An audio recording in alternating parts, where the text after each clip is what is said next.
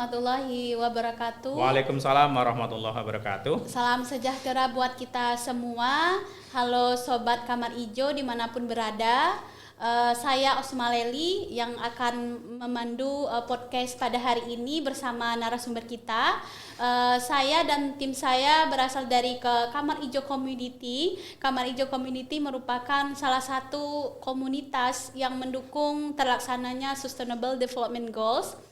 Hari ini akan mengadakan podcast dengan narasumber kita yang didukung oleh PKSP LIPB.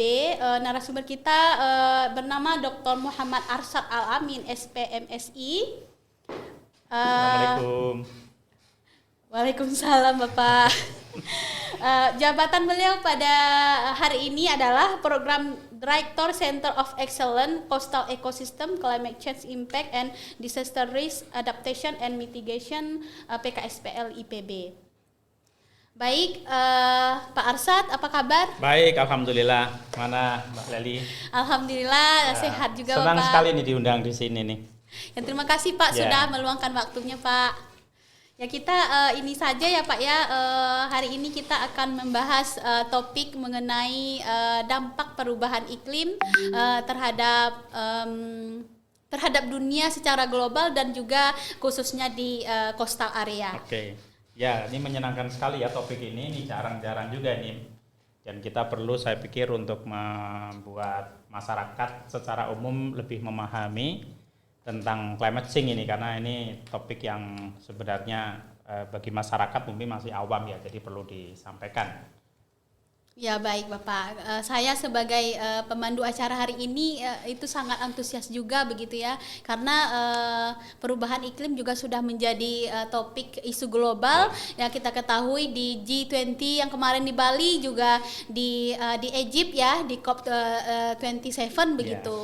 Nah mungkin di sini saya akan lebih dalam akan memberikan beberapa pertanyaan ya kepada Bapak begitu. Nah secara umum perubahan iklim itu apa sebenarnya Pak? Karena saya yakin masyarakat di luar sana banyak yang tidak mengetahui begitu. Ya, jadi ini menjadi sangat menarik ya topik ini dibahas, karena memang istilah climate change atau perubahan iklim ini istilah yang sangat mendunia begitu ya, terkenal, tetapi sebenarnya masyarakat itu masih agak rancu tuh. Perubahan iklim, kemudian iklim dan cuaca dan sebagainya nih. Jadi kalau bicara perubahan iklim ini sebenarnya itu fenomena yang sifatnya jangka panjang. Jadi tidak bisa melihat hari ini, ini cuaca panas, ini perubahan iklim, bukan begitu. Jadi perubahan iklim sendiri adalah perubahan dalam waktu jangka panjang yang dilihat dari perubahan dari waktu ke waktu. Nah waktunya itu berapa? Waktunya itu tidak bisa 1 hari 2 hari atau bahkan setahun, nggak cukup. Waktunya adalah dasawarsa sampai ke jutaan tahun. Jadi perubahan-perubahan itulah yang kemudian dirasakan terjadi perubahan mulai dari titik ketika itu diambil sampai ke puluhan tahun, ratusan tahun, bahkan jutaan tahun. Nah itu perubahan iklim sebenarnya disebut dengan perubahan iklim. Nah seringkali orang tidak merasakan perubahan iklim karena manusia tuh umurnya paling 100 tahun gitu kan, sehingga dimarakan 100 tahun itu baru orang bisa merasakan. Tapi kalau ada hari dari hari ke hari, ke bulan, ke tahun berikutnya itu tidak terlalu merasakan. Nah inilah yang kemudian membuat orang itu menjadi tidak peduli, menjadi tidak aware bahwa perubahan iklim itu karena perubahannya tidak terlalu signifikan. Nah yang kita bisa rasakan itu sekarang itu adalah dampak dari perubahan iklim mungkin jutaan tahun yang lalu itu, sehingga yang kita perlu sampaikan adalah bahwa kita harus menyampaikan fakta-fakta ribuan tahun yang lalu dan kemudian dibandingkan dengan saat ini. Itulah kemudian perubahannya akan dirasakan. Nah perubahan iklim ini biasanya ditandai dengan perubahan temperatur yang paling gampang. Jadi kalau dulu dingin, sekarang kok menjadi panas, itu cara paling gampang. Contoh misalnya kita di Bogor tahun 80-an 90-an itu kalau mahasiswa IPB itu pagi itu bangun masih harus limutan, tapi kalau sekarang sudah kepanasan, lah itu perubahan iklim karena sudah mungkin 30 tahun, 40 tahun gitu. Berarti memang akumulasi Nah, ya Pak betul, ya? akumulasi ya. Akumulasi dari tahun-tahun sebelumnya Ya, begitu ya. perubahan yang pelan-pelan tapi dalam jangka waktu yang lama gitu. Ya, ini juga saya dulu tahun 2006 baru menginjakkan kaki di tanah Jawa, Ya. Pak. Itu sangat terasa sekali tahun Ya. 2006. Nah, hari ini tuh cuacanya udah Ya, beda sekali betul. ya, Pak Dan ya. sekarang itu perubahannya semakin cepat itu ya. Kalau dulu mungkin ribuan tahun, ratusan tahun, kalau sekarang itu mungkin bisa menjadi lebih cepat. Tahun 2006 ke tahun 2000 sekarang ini 2002 itu sudah bisa dirasakan. Padahal waktunya hanya puluhan tahun atau belasan tahun begitu. Oke, baik Pak. Menarik sekali ya kita ini dulu. Nah, apa namanya ya? Dan pasti segala sesuatu yang sudah terjadi pasti ada penyebabnya begitu. Betul, ya Pak ya. Kira-kira penyebab utamanya itu apa ya Pak? Ya, jadi kalau dilihat dari penyebabnya, ini ada dua nih. Jadi yang memang natural, jadi perubahan alamiah adalah perubahan yang disebabkan oleh percepatan akibat kegiatan manusia. Jadi tanpa ada manusia pun yang melakukan aktivitas di bumi ini memang bumi itu terus berubah. Jadi alam terus berubah begitu ya. Itu dari aktivitas alamiah ya. Misalnya dari letusan gunung ya, kemudian dari keluarnya gas dari bumi, gas bumi dan sebagainya itu adalah yang secara natural menyebabkan perubahan iklim itu kan. Kalau kita lihat misalnya dulu tahun 1836 atau 38 ya, itu kan terjadi letusan Gunung Krakatau yang begitu dahsyat ya. Nah, itu salah satu penyebab alami terjadinya perubahan iklim. Jadi itu perubahan iklim yang bisa kita rekam jejaknya itu dalam waktu yang cepat. Jadi itu yang ketika sebelum meletus sampai kemudian setelah meletus itu tidak terjadi penurunan suhu bumi. Karena apa? Karena gas dari bumi itu keluar melalui letusan gunung. Dan juga gas-gas yang lain, misalnya gas dari panas bumi, dari sulfur yang keluar di alam dan sebagainya. Tetapi sebenarnya itu proses alamiah ini relatif berjalan lambat. Jadi yang mempercepat itu apa? Itu adalah aktivitas manusia. Jadi aktivitas manusia yang kemudian menyebabkan pemanasan di bumi ini itu semakin cepat. Aktivitas apa? Misalnya aktivitas pemanasan global akibat pengambilan energi dari perut bumi itu. Jadi minyak dan gas kita ambil, kemudian emisinya menjadi dikeluarkan oleh kendaraan bermotor, kemudian menjadi pembangkit listrik, itu semakin mempercepat pemanasan bumi. Dan juga pemanasan zat-zat berbahaya, misalnya freon dari AC, dan kemudian pembakaran hutan dan sebagainya. Dan juga yang lebih mempercepat itu adalah karena kebutuhan lahan, maka lahan yang dulunya hijau, hutan-hutan itu kemudian dibuka oleh manusia untuk dijadikan sebagai tempat bercocok tanam, lahan pertanian, menjadi pemukiman, apalagi industri itu akan semakin mempercepat perubahan iklim ini. Ya. Jadi ada dua, jadi memang secara alamiah bumi ini memang berubah, menyebabkan perubahan iklim, tapi dipercepat dengan antropogenik namanya, jadi aktivitas manusia di bumi. Ya, berarti kalau misalnya yang natural kita nggak bisa untuk intervensi terlalu jauh ya Pak ya.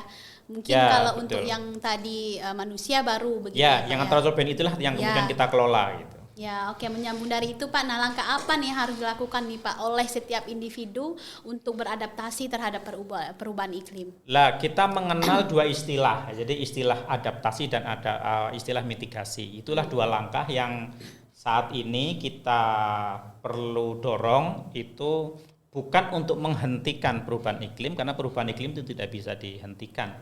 Yang ada adalah kita melakukan upaya-upaya untuk menurunkan, ya, jadi bukan menghambat perubahan iklim itu sendiri, tetapi menghambat terjadinya laju tingkat kerusakan akibat dampaknya. Ya. Jadi dampak-dampak itu akan berpengaruh terhadap bumi dan juga terhadap manusia. Nah, itulah yang kemudian harus kita antisipasi, itu melalui sebuah langkah mitigasi, dan juga terkait dengan perubahan-perubahan yang ada itu, kalau sudah terjadi maka manusia itu harus melakukan adaptasi untuk menghindari terjadinya sebuah risiko yang lebih besar. Nah, inilah yang kemudian kita didorong di dalam konteks upaya pengurangan dampak dari perubahan iklim itu melalui program adaptasi dan mitigasi. Oke, baik, itu menarik sekali juga ya Pak ya. Nah kalau kita lihat dari sisi coastal areanya ya Pak ya. Ya. Nah bagaimana nih Pak sejauh ini mungkin secara ilmiah juga yang sudah dilakukan oleh PKSPL mungkin penelitian begitu dampak perubahan iklim ini di area pantai begitu Pak? Ya, salah satu dari dampak utama atau indikator utama dari adanya perubahan iklim itu kan kenaikan temperatur suhu global. Nah, perubahan suhu global ini, jadi meskipun perubahannya itu tidak terlalu drastis ya, mungkin hanya 0, sekian. Ada catatan misalnya sekitar 250 itu hanya 1,1 derajat Celcius, tetapi dampaknya luar biasa. Kenapa? Karena kenaikan suhu global di permukaan bumi ini itu akan menyebabkan terjadinya pencairan es di kutub. Nah, es ini mengalir kemana? Es ini kan fluid ya, jadi mengalir itu apa ya? Akan mengalir ke seluruh dunia. Dan mengalirnya melalui apa? Melalui laut. Ya, jadi dia tidak mengalir hanya berhenti di daratan saja, misalnya di Arktik dan Arktik sana, tapi dia mengalir melalui laut dan kemudian menyebar melalui mekanisme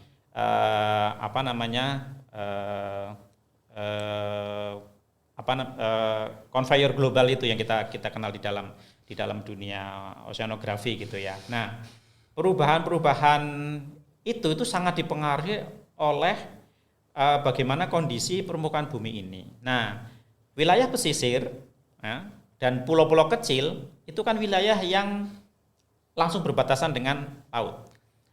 Nah, sementara mencairnya es di kutub itu akan meningkatkan permukaan air. Kenapa? Karena volume air bertambah, maka mau tidak mau dia akan mencari lokasi-lokasi baru untuk ini. Dan dia akan masuk ke wilayah-wilayah laut termasuk di Indonesia. Dan yang paling kena dampaknya itu adalah wilayah pesisir dan pulau-pulau kecil. Kenapa ya? Karena air laut pertama pasti akan ke wilayah pesisir dan pulau-pulau kecil kan ya. Ya betul Bapak. Nah berarti itu kan secara lingkungan sudah jelas berdampak ya terhadap coastal begitu. Nah bagaimana nanti ke dampaknya Pak secara ekonomi dan sosial? Bagaimana nasib nelayan nanti ya? Bagaimana mereka dalam melakukan penangkapan ikan begitu? Apakah sudah ada mungkin penelitian yang dilakukan lebih dalam dan bagaimana mereka harus bertindak begitu Pak? Ya, inilah yang kemudian berkaitan dengan kehidupan sosial ekonomi masyarakat pesisir dan pulau kecil. Jadi kalau ini ada data nih ya saya ini, misalnya di tahun 2100 itu ada 90.260 km luas area yang hilang di pesisir dan pulau kecil. Itu bayangkan jadi 90.000 kilometer itu akan hilang di tahun 2100. Yang diasumsikan kan kenaikan 1,1 derajat Celcius ya. Nah, kalau itu wilayah pesisir, nah di Indonesia saja misalnya gitu ya, itu maka kita akan terdampak di pemukiman-pemukiman di pesisir. Dan kita sudah contohnya nih, misalnya di Jawa Tengah tuh ya, di Kabupaten Demak dan di Kota Pekalongan, itu sudah ribuan masyarakat yang saat ini tuh setiap hari harus menderita karena kenaikan muka air laut. Jadi kampung-kampung mereka itu sudah terendam air laut, apalagi kalau terjadi banjir rob ya. Sehingga rumah-rumah mereka sekarang itu sudah tergenang air setiap hari gitu. Kalau dulu mungkin hanya pada saat pasang bulan purnama, sekarang hampir setiap hari. Dan ini mempengaruhi kehidupan sosial ekonomi. Apa? Ya pertama kehidupan di kampung pesisir itu, yang tadinya enak-enak saja sekarang tiap hari harus ini dengan air laut kan itu akan menyiksa. Yang kedua terkait dengan mata pencaharian atau livelihood mereka. Mereka yang selama ini mungkin dengan mudah masih melakukan aktivitas ekonomi ke ke laut mencari ikan dengan enak ya. Sekarang itu mereka harus menyeberangi sungai dulu baru bisa ke tempat pendaratan kapalnya baru ke laut, atau masyarakat yang mau ke pasar misalnya, itu kan sangat berpengaruh. Belum dengan kenaikan muka air laut yang ini itu begitu banyak, begitu luas tambak-tambak masyarakat yang sekarang tidak lagi berupa tambak, tapi sudah menjadi laut begitu, sehingga mereka kehilangan mata pencaharian. Belum juga terkait dengan munculnya penyakit, itu kan kalau sanitasinya kan menjadi buruk kan, sehingga banyak orang yang sakit misalnya gatal-gatal atau apa gitulah. Jadi memang dampak-dampak itu menjadi sangat terasa di masa kapasitas dan pulau-pulau kecil terkait dengan livelihood. Nah itu yang langsung. Nah ada fenomena-fenomena ekologi yang itu terkait juga dengan kehidupan sosial ekonomi. Misalnya di Banyuwangi di 10 tahun terakhir itu dulu mereka akan nangkap ikan lemuru. Ikan lemuru itu yang dijadikan sarden itu. Nah 10 tahun terakhir itu yang dulu melimpah tiba-tiba hilang. Nah pernah ada penelitian terkait dengan itu, ternyata itu adalah karena terjadinya perubahan suhu di laut. Jadi itu tidak hilang sebenarnya setelah diteliti. Ternyata mereka itu menjadi lebih dalam. Jadi mereka berbuaya itu yang tadinya mungkin 1 meter 2 meter, mereka karena mereka biasa hidup di yang lebih dingin, mereka akan semakin dalam lautnya di tempat atau di lapisan perairan yang lebih dingin. Sementara alat tangkap nelayan itu tidak menjangkau mereka, sehingga nelayan bilang, oh kita sekarang ada lagi lemuru, padahal sebenarnya itu hanya lebih dalam saja. Itu perubahannya mempengaruhi itu. Mungkin itu, jadi hal-hal lain yang dampak-dampak belum misalnya hilangnya pantai, kemudian rusaknya tanggul-tanggul pantai, rusaknya rumah, rusaknya jembatan dan lain-lain. Apalagi kalau terkait dengan bencana ya, pada saat musim rob, misalnya gelombang tinggi itu menyebabkan kerusakan, bahkan sampai menimbulkan kematian misalnya. Itu dampak-dampak yang kita rasakan. Nah itu juga sudah ini sekali ya Pak ya, dampaknya sudah dirasakan ya, dan itu sudah betul, sangat betul. mengerikan sekali juga ya Pak ya.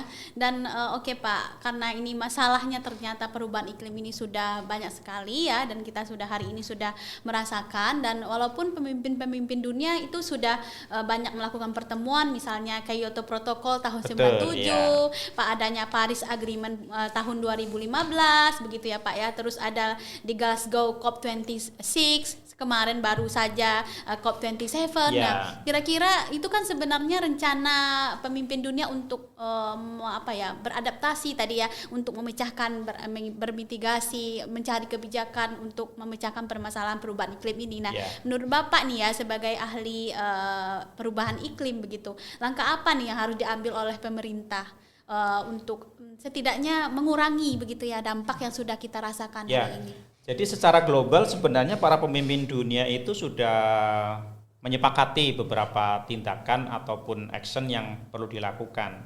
Nah, salah satu yang kemudian menjadi utama itu adalah melakukan upaya-upaya untuk pengurangan temperatur, kenaikan muka air melalui pengurangan emisi. Nah, pengurangan emisi ini kemudian banyak agreement atau perjanjian internasional yang sudah disepakati, yang salah satunya juga secara global Badan PBB juga membentuk badan yang khusus menangani terkait dengan perubahan iklim, dan secara berkala juga pemimpin dunia itu bertemu itu melalui Conference of the Parties atau COP yang ini sekarang sedang berlangsung di Mesir, itu yang ke-27 ya. Disitulah kemudian para pihak dalam hal ini para pemimpin negara-negara itu membuat komitmen di masing-masing negara itu untuk menurunkan emisi di masing-masing komitmen. Jadi disebut komitmen. Nah itu NDC namanya. Jadi National Development Commitment, di mana setiap negara itu berjanji kepada dunia itu untuk menurunkan emisinya dengan berbagai skema. Ya.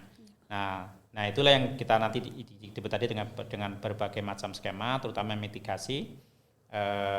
Dan kita di Indonesia itu juga sudah lakukan upaya-upaya itu, dan kita melalui 2 skema, jadi skema dengan upaya sendiri dan skema dengan kerjasama internasional. Nah itu yang kita dorong sebenarnya menjadi sebuah komitmen kita bersama para pihak itu yang sebagai upaya untuk mengurangi dampak-dampak itu, dan masing-masing pihak itu kemudian membuat strategi-strategi yang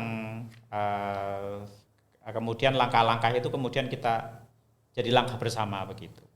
Dan di Indonesia alhamdulillah langkah-langkah itu tuh kemudian menjadi sebuah skema yang sangat maju menurut saya ya. Dan kita harus ini dalam rangka ini juga persoalannya adalah bahwa komitmen di tingkat global dan di tingkat para pemimpin bangsa-bangsa itu masih belum dipahami nih oleh masyarakat. Padahal tanpa dukungan masyarakat, upaya-upaya apa namanya emisi dan penurunan emisi ini akan sangat berat dilakukan, karena penurunan emisi ini itu sangat terkait dengan kegiatan masyarakat, termasuk baik. kegiatan ekonomi. Ya, betul Bapak. Nah, Untuk menyadarkan ya, untuk menyampaikan bahwa informasi ini ke masyarakat, apalagi di area pantai ya Pak, bahwa kita ketahui masyarakat pada umumnya mereka hidup di bawah kemiskinan begitu, nelayan-nelayan kita. Nah, bagaimana sebaiknya Pak kita sampai menyampaikan ke mereka begitu supaya mengerti dengan keadaan dan bisa mendukung pemerintah begitu. Ya,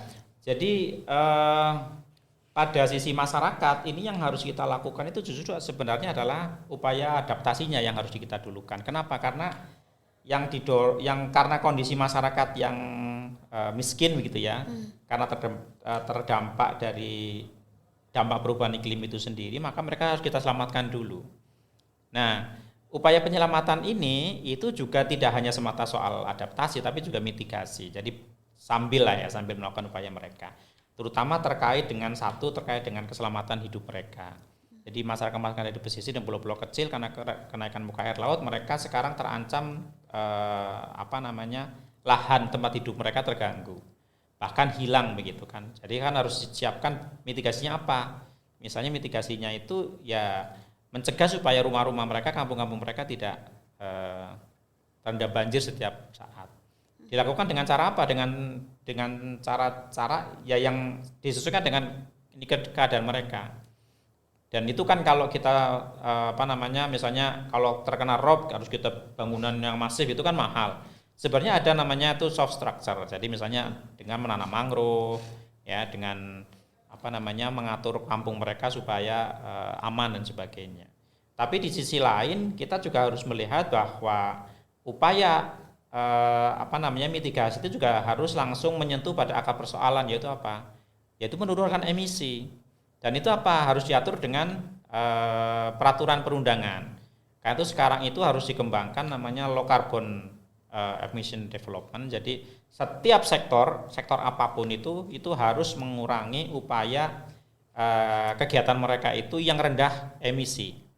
Nah, berarti industri. Itu mitigasi ya Pak ya, karena untuk menurunkan Betul, emisi ya, dalam jangka panjang. Betul, ya, Pak, ya? Itu mitigasi. Ya. Jadi misalnya sekarang itu kan dikontrol, misalnya mobil itu harus di bawah kontrol emisi tertentu, pengeluaran emisi tertentu. Mobil-mobil yang dia tinggi emisinya maka nggak boleh lagi berkeliaran. Nah, itu melalui pembatasan misalnya usia kendaraan dan sebagainya. Termasuk sebenarnya mengembangkan metode-metode produksi itu yang rendah emisi. Misalnya apa? Misalnya sekarang lebih memilih menggunakan energi listrik misalnya gitu ya, itu yang ramah lingkungan. Misalnya apa? Dari matahari, dari ini dibandingkan dengan menggunakan batu bara yang jelas-jelas itu pasti pengeluaran emisinya besar. Gitu. Atau mungkin kapal-kapal yang digunakan nelayan itu lebih ramah lingkungan. Betul. Bensinnya ya Pak Ya, ya. jadi yang tadinya sekarang contoh misalnya pertalite gitu kan, pemerintah kan sekarang mulai mengurangi ya. Bahkan dirubah menjadi yang ronnya tinggi. Itu kan karena apa? Karena pertalite itunya tinggi emisi gitu loh. Sehingga diganti dengan yang ini. Kalau nelayan nih menarik misalnya nih. Bahan bakar yang digunakan oleh nelayan untuk menggerakkan kapal-kapal penangkap ikannya itu ke depan harus dikembangkan yang ramah lingkungan. Dan itu salah satunya misalnya sekarang mulai ini dengan gas kan. Jadi tidak lagi menggunakan bakar minyak, tapi dengan gas. Nah, gas itu kan rendah emisi, ya. Dia memang diciptakan oleh Tuhan itu memang menjadi ini yang rendah emisi dan murah. Ya.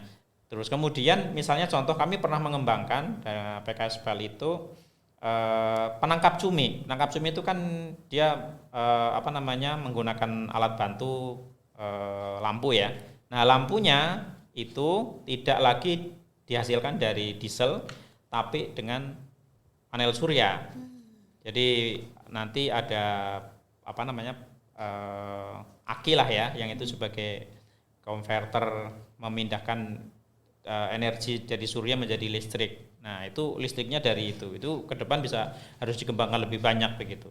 Mungkin dari angin atau dari gelombang juga ya Pak ya? Ya Bisa. kalau angin, gelombang itu betul itu bisa untuk masyarakat pesisir ya, Ya, terutama betul, untuk Pak. masyarakat pulau-pulau yang terpencil begitu.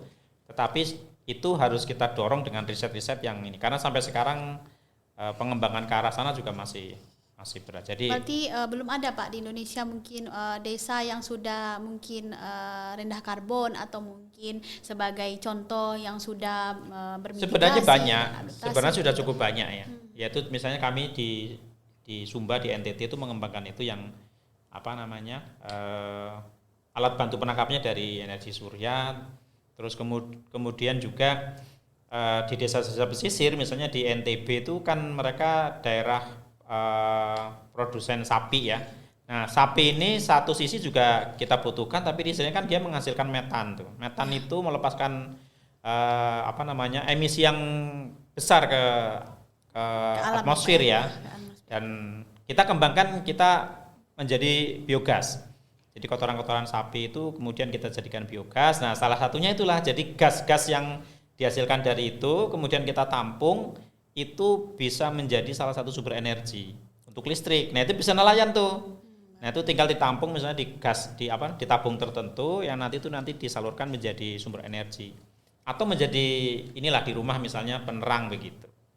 Itu ada sudah banyak sebenarnya. Itu contoh-contoh. sudah dikembangkan ya, Pak ya. Cuma memang kita di Indonesia ini riset-riset terkait dengan renewable energy kan masih cukup tertinggal ya, belum banyak. Jadi contoh-contoh sudah ada, dan yang murah itu sebenarnya kita mau bukan yang ramah lingkungan tuh kan yang berbahan mikrohidro gitu. Itu cukup murah sebenarnya. Dan air kita karena kita berada di daerah tropis kan curah hujannya tinggi ya, jadi air cukup melimpah.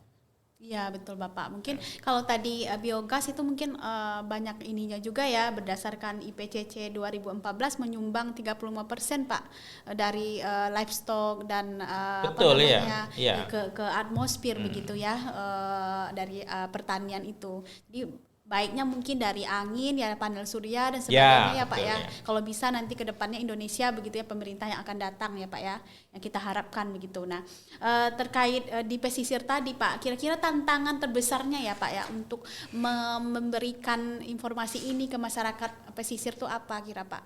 Jadi tantangan kita itu adalah awareness masyarakat kita itu masih rendah terkait dengan perubahan iklim itu. Sehingga yang harus kita lakukan itu memang program capacity building itu harus lebih tertata tuh. Bukan hanya masyarakat awam sebenarnya, bahkan termasuk di dalam konteks pengelolaan perubahan iklim di level pemerintahan saja itu masih berada pada level high level saja. Jadi komitmen agreement itu sudah banyak sekali. Tetapi implementasi ke lapangan ini yang masih actionnya yang masih kurang. betul Pak ya. Dan itu pun baru pemerintah pusat yang ini. Pemerintah kabupaten, provinsi, kabupaten, kota, bahkan desa itu belum tersentuh sama sekali gitu. Jadi kebijakan-kebijakan ke arah sana itu yang harus kita dorong. Termasuk sebenarnya sekarang itu ada satu konsep yang dikembangkan itu nature based solution. Jadi solusi-solusi, aksi-aksi yang harus diambil tapi tidak menggunakan skema high teknologi tetapi skema yang berbasis dari alam. Maka namanya itu nature based solution. Nah, itu apa tuh Pak? Nah, nature based solution ini itu adalah aksi-aksi yang dikembangkan untuk mengatasi problem-problem termasuk perubahan iklim itu, SDGs secara keseluruhan ya. Jadi pengurangan kemiskinan sampai ke SDG 14 misalnya kita di pesisir itu kan terkait dengan life below water. Jadi menyelamatkan laut itu dengan menggunakan ya alam yang ada. Misalnya nih ya, mengurangi perubahan iklim, mengurangi emisi itu dengan apa? Dengan menanam mangrove.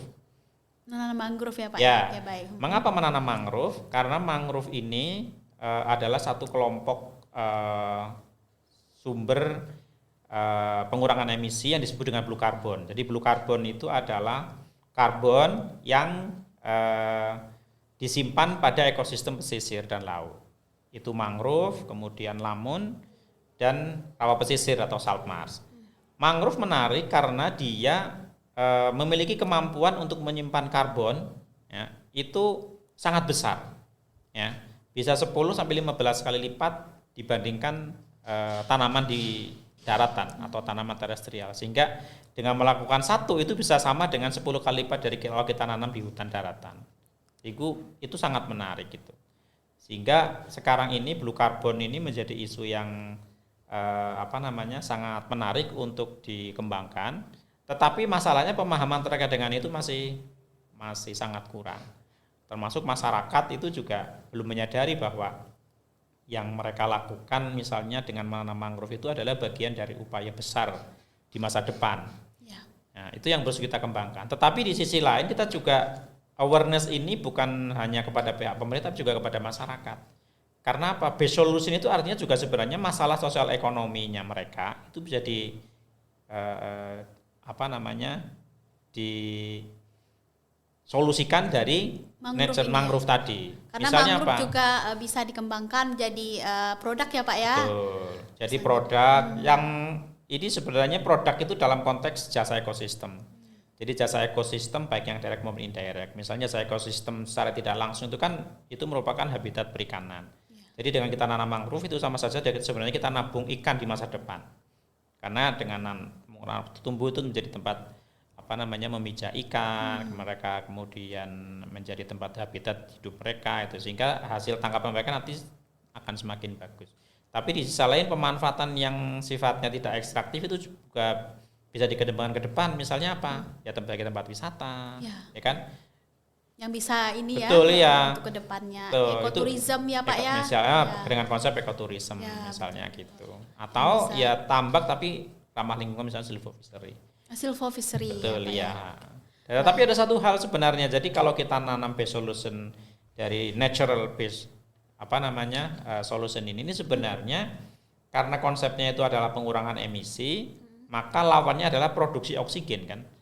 Jadi satu sisi dia menyerap emisi, tapi dia kita menghasilkan oksigen. Dan itu sangat penting untuk meningkatkan kualitas hidup manusia, karena alam itu menjadi lebih ideal untuk hidup manusia. Gitu. Baik Pak.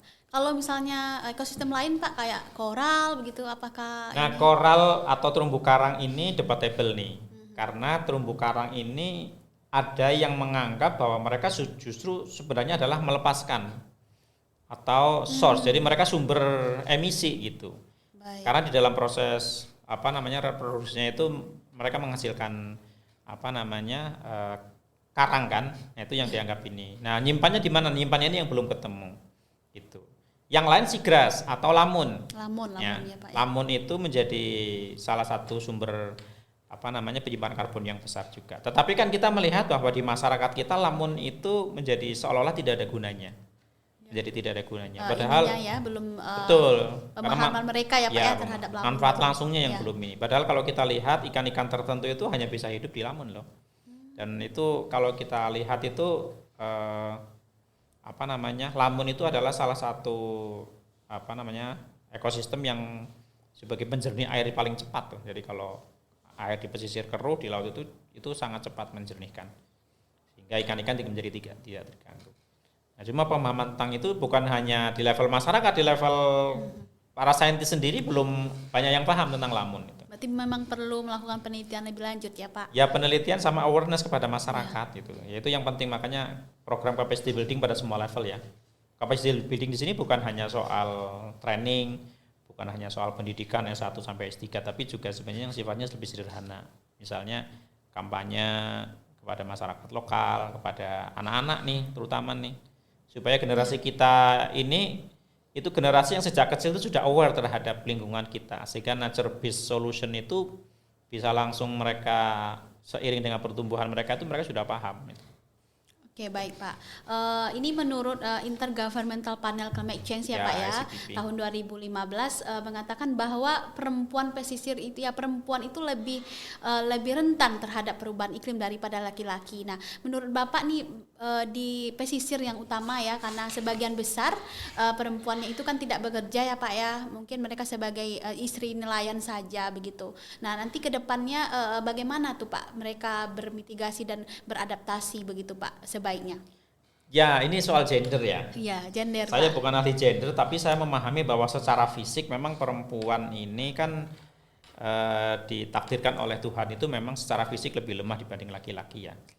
Sehingga jika terjadi dampak perubahan iklim yang sifatnya fisikal gitu ya, itu ya tentu saja perempuan pasti akan lebih rentan. Terutama kalau terjadi misalnya seperti bencana begitu ya, mereka dari sisi fisik akan kalah dibanding laki-laki ketika melakukan evakuasi atau sebagainya. Tetapi sebenarnya juga menarik nih, perempuan itu punya peran yang sangat penting di dalam upaya mitigasi atau bahkan adaptasi sebenarnya terkait dengan perubahan iklim. Karena apa? Karena sebenarnya mereka yang paling, misalnya ibu rumah tangga misalnya gitu ya, itu kan dari sisi aktivitas sosial ekonomi mereka lebih banyak di rumah dibanding suaminya misalnya. Kalau suaminya nelayan itu mungkin tidak merasakan dampak dari perubahan iklim secara panjang. Ya, betul Pak. Mereka keluar kan ke laut, apa di laut itu kan tidak ada dampak perubahan iklim yang dirasakan secara langsung karena permukaan naik ya mereka biasa saja, terus paling ya hanya terkait dengan cuaca yang mungkin badai apa segala macam. Tapi karena kan ibu rumah tangga yang rumahnya terendam banjir itu kan, mereka harus melakukan evakuasi anaknya, orang tuanya dan sebagainya gitu kan. Dan itu yang menanggung itu mereka. Kenapa? Ya kan mereka sehari di situ. Apalagi kalau terkait dengan penurunan pendapatan akibat ini, yang harusnya untuk belanja, tapi karena rumah banjir, listrik mati, mereka harus mendapatkan ekstra, ya harus mengeluarkan ekstra kos untuk beli lilin karena listriknya mati gitu kan. Belum kalau terkait dengan gimana rumah bisa hidup dengan nyaman kalau rumah terendam misalnya gitu. Nah, sehingga mereka menjadi kerjanya lebih berat kan di rumah tangga tersebut gitu. Jadi banyak aspek yang terkait dengan aspek gender ini memang masih kurang diperhatikan juga. Dan idealnya sih memang jangan sampai terjadi itu. Makanya kemudian mitigasinya itu harus lebih cepat dilakukan gitu. Baik Pak, nanti kalau berbicara mitigasi dan adaptasi, mungkin nanti Sobat Kabar Ijo kita harus kayaknya perlu bicara khusus tentang itu tuh. Apa ini Pak bedanya mitigasi dan adaptasi itu, contoh konkretnya Pak? Ini banyak orang itu yang masih sangat bingung. Kaprahkan ya Pak. Bukan salah, bingung. Bingung ya Pak. Nah, jadi bingung. Jadi saya akan mulai dari adaptasi. Jadi yang namanya adaptasi itu adalah kita beradaptasi dengan adanya perubahan. Itu kan. Nah, program-program yang terkait dengan adaptasi ini sebenarnya lebih mudah dipahami. Karena apa? Misalnya paling gampang nih ya. Kalau rumah kita setiap hari terendam air, maka kita harus melakukan adaptasi supaya kita bisa hidup lebih nyaman. Adaptasinya apa? Adaptasinya adalah menaikkan rumah kita kan? Menaikkan lantainya. Menaikkan lantainya supaya tidak banjir kan? Itu adaptasi. Nah, baik. Ya kan? Dalam jangka pendek begitu ya. Betul. Jadi adaptasi itu sebenarnya itu adalah upaya-upaya yang dilakukan untuk mengurangi risiko itu dalam jangka pendek. Baik. Nah, misal nih ya, paling gampang gambarannya. Kalau di luar udara panas, ya, maka supaya kita bisa hidup nyaman, maka kita masuk ke ruangan, kita nyalakan AC. Betul. Ya Itu kan? adaptasi ya. Itu adaptasi. Tadi panas ya Pak ya. Jadi mengadaptasikan kondisi kita itu supaya sesuai dengan keinginan kita yang berbeda dengan yang di luar. Itu adaptasi. Nah, mitigasi itu adalah upaya-upaya yang dilakukan dalam jangka panjang yang sifatnya sebenarnya untuk mencegah terjadinya atau datangnya risiko yang lebih besar. Nah, misalnya apa? Yang paling gampang, kalau kita ingin perubahan iklim ini dampaknya tidak semakin buruk, maka kita melakukan adaptasi dengan cara apa? Nanam pohon. Kok nanam pohon? Iya, karena nanam pohon itu, mangrove misalnya gitu ya. Pertama itu akan mengurangi emisi. Karena apa? Karena karbonnya diserap. Di sisi lain, karena terjadi kenaikan suhu, maka dilepaslah O2. O2 itu sifatnya mendinginkan kan. Itu mitigasi. Itu mitigasi. Nah, tetapi di sisi lain itu juga dapat mencegah dampak. Apa? Salah satu dampak dari perubahan iklim itu kan misalnya banjir rob atau badai. Maka dengan kita nanam mangrove, maka itu dapat mencegah terjadinya badai sampai ke desa. Kenapa? Karena mangrove itu akar-akarnya itu akan menghambat laju gelombang. Nah, ya kan? Ya, Pak. Masuk melaju angin dan sebagainya. Nah, itu. Jadi itu ya, orang awam itu, jangankan orang awam, kita aja di di para saintis saja itu masih salah kaprah. Gitu. Nah, adaptasi yang lain misalnya pada sektor perikanan nih ya, pada sektor perikanan salah satu adaptasi yang paling gampang kita ini itu juga adalah misalnya contoh tadi itu misalnya lemuru gitu kan. Nah, kalau lemuru itu ternyata itu kan bukan hilang, tapi dia hanya masuk lebih dalam. Maka salah satu ininya adalah itu dengan melakukan ya merubah alat tangkapnya. Jadi alat tangkap yang tadinya mungkin hanya sampai 3 meter, jaringnya ya diperpanjang gitu. Ya, itu bisa menjadi lebih. Itu bentuk adaptasi juga ya Pak ya? Betul, itu adaptasi. Jadi adaptasi teknologi namanya gitu kan. Gitu. Ya, itu. Sangat menarik ya Pak ya. Nah, mungkin ini pertanyaan terakhir ya Pak. Ya, silakan. Sebagai akademisi dan peneliti nih Pak, apa langkah konkret yang bisa kita lakukan nih Pak ya? Karena kita kan berada di IPB sebagai ini ya, dan di PKSPL begitu. Kira-kira bagaimana nih Pak pandangan Bapak? Sebagai akademisi terus terang kita memang harus mendorong terus ya upaya-upaya pertama pemahaman yang lebih baik terkait dengan perubahan iklim dan dampaknya. Karena dengan pemahaman ini masyarakat menjadi aware bahwa perubahan iklim itu ada di depan mata kita loh. Cuma kita selama ini belum bisa mendefinisikan. Karena apa tadi pengertian di depan itu kan perubahan jangka panjang yang sangat gradual. Jadi sedikit demi sedikit. Jadi kalau dirasakan hari ini dibandingkan dengan kemarin itu nggak akan terasa gitu. Tapi kalau kita, ya peneliti salah satunya kan soal data ya. Jadi membandingkan data dalam jangka waktu yang lama ya. Dan itu terbuktikan dengan statistical data yang akurat tuh. Jadi selama 100 tahun selama ini memang terjadi kenaikan suhu. Yang itu tidak bisa dirasakan dalam jangka pendek. Itu yang harus dibuat aware jadi kepada masyarakat terutama. Dan kemudian yang berikutnya adalah riset-riset sebagai saintis, maka riset-riset terkait dengan dampak perubahan iklim ini itu harus ditingkatkan, terutama yang sifatnya solusi bagi masyarakat, apalagi masyarakat pesisir itu. Jadi harus mengidentifikasi apa sih dampak-dampak yang dirasakan oleh masyarakat saat ini dari berbagai lapisan begitu kan, mulai dari yang pelaku perikanan maupun yang non perikanan begitu, dan kemudian dihasilkan gitu, solusi-solusi apa yang perlu dikembangkan. Nah, menarik misalnya nih, apakah kita masyarakat pesisir karena sebagai masyarakat yang paling rentan ya, jadi masyarakat pesisir dan pulau-pulau kecil adalah masyarakat yang paling rentan dari dampak perubahan iklim. Dari secara fisik saja itu, karena langsung berhadapan dengan laut. Karena perubahan iklim yang pertama dirasakan adalah dari laut, itu kan. Ya, meskipun juga dari daratan, hujan yang semakin intensif menyebabkan banjir, menyebabkan tanah longsor, tapi yang berhadapan langsung itu adalah yang ada di laut. Itu harus tahu apa yang harus dilakukan dan apa yang mereka sediakan. Jadi gini, solusi itu juga bisa berasal dari masyarakat.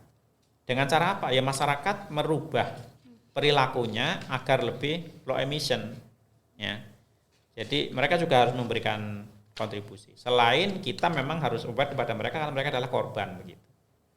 Gitu. Berarti memang harus ada kerjasama ya Pak ya? Ya, termasuk komunitas Kamar Ijo ini sangat berperan penting untuk menyadarkan lapisan masyarakat tertentu. Misalnya memilih saya akan melakukan kampanye nih kepada kaum milenial atau generasi Z sekarang itu ya.